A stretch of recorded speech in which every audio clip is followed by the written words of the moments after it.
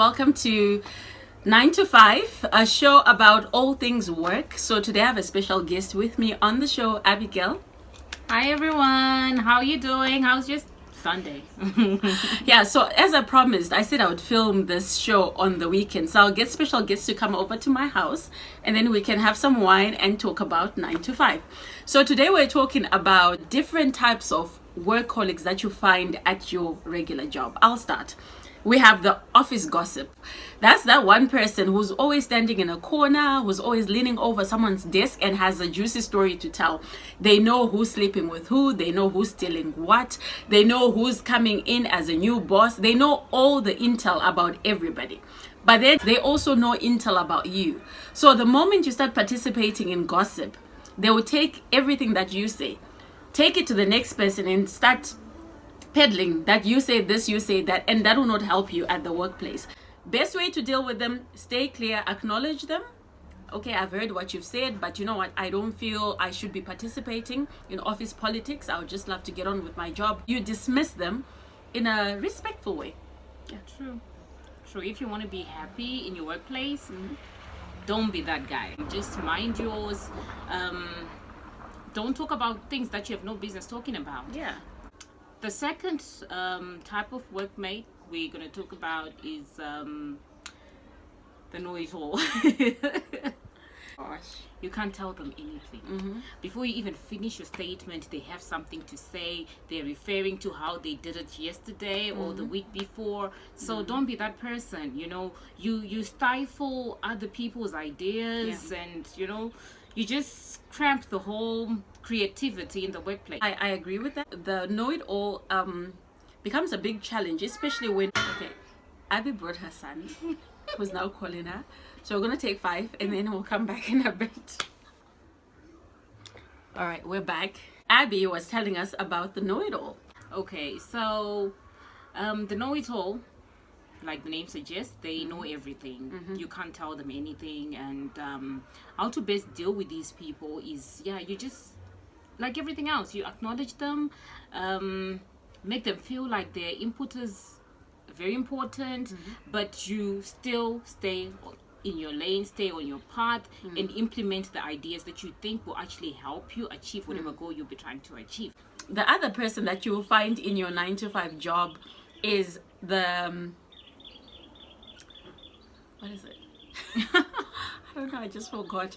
Okay, the other person you find in your Nepotism. Yes, the nepotism. You know, the one who's the nephew of the boss. Those ones are difficult people because they are the ears of the boss. So watch yourself around them. Do not say anything negative about your boss. They'll probably incite you to say something so that they can take it to the boss and say, okay, do you know Ellen was saying that? Okay. And you know, some of those people actually aren't qualified to be in those positions. So the only way for them to stay relevant is they use gossip as a bonding tool. So they'll always have some information to share with you. Yeah, so I don't even know how to deal with them. Yeah. So the next person. The slacker. They let you do all the work. You do all the work, and they just stand there and wait for the credit. Like, they were part of something big. I know, eh? Yeah. Oh, no. Don't be a slacker. Come on. You're getting paid, aren't you? So do some work. Do what you gotta do. Yeah. Yeah. I've got this friend who always says, like, this is why I'm here. Why then come and be the backbencher, wait for everybody else to get their hands dirty whilst you're just waiting there to be. That's not good. That's not good. That's not good at all, man. Yeah. So how would you deal with those people? Personally, if it does not affect my work directly, I'll probably just leave them and ignore them and hope that the boss will notice that they're actually not doing anything. But if it does affect my job directly, I'll probably give them specific goals, like goals tied to their lane. Okay, you need to do this. If you don't do this, this is not going to happen. The next task is not going to move because you didn't do it. Every single person really kind of has to pull their weight. It's a very fine line. I feel you can give somebody enough rope And then you then can sit them down and say, okay, you know what, we agree that we're going to do this and this and this and this, and you didn't do any of it. So this is what we're going to do. We're going to go to the boss and talk about it. Or even if you're writing an email. What if they get fired? Abby, you know what? You're probably going to get fired, because if you're the one who's responsible for the bigger task, imagine your company decides to do like a huge publicity. They'll probably come to my house with their entire family. Also, you'd rather have them on be the slacker that they are, riding on your back, and you're doing all the work. Well, like I suggested, I would give them specific tasks and tell them I need this delivered by such and such a time. But what if they don't? That's the whole reason of being a slacker. It's like they won't do it. But you know what? Slackers don't like being put in the spotlight. So giving them specific tasks will push them.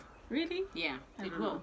They never want to look bad, because they want to look like, you know, they're busy, they're doing something meaningful. So if you then put them right there, everybody can see you're not doing anything, then I don't know. Everybody's got their own way of dealing with it. I mean, you tell us, what do you think? You know, of all the work colleagues that we've mentioned, tell us what you think. Comment in the comment section and tell us how you handle some of the people that are at your job. That's it for this episode. We'll be back again next week. Bye, y'all.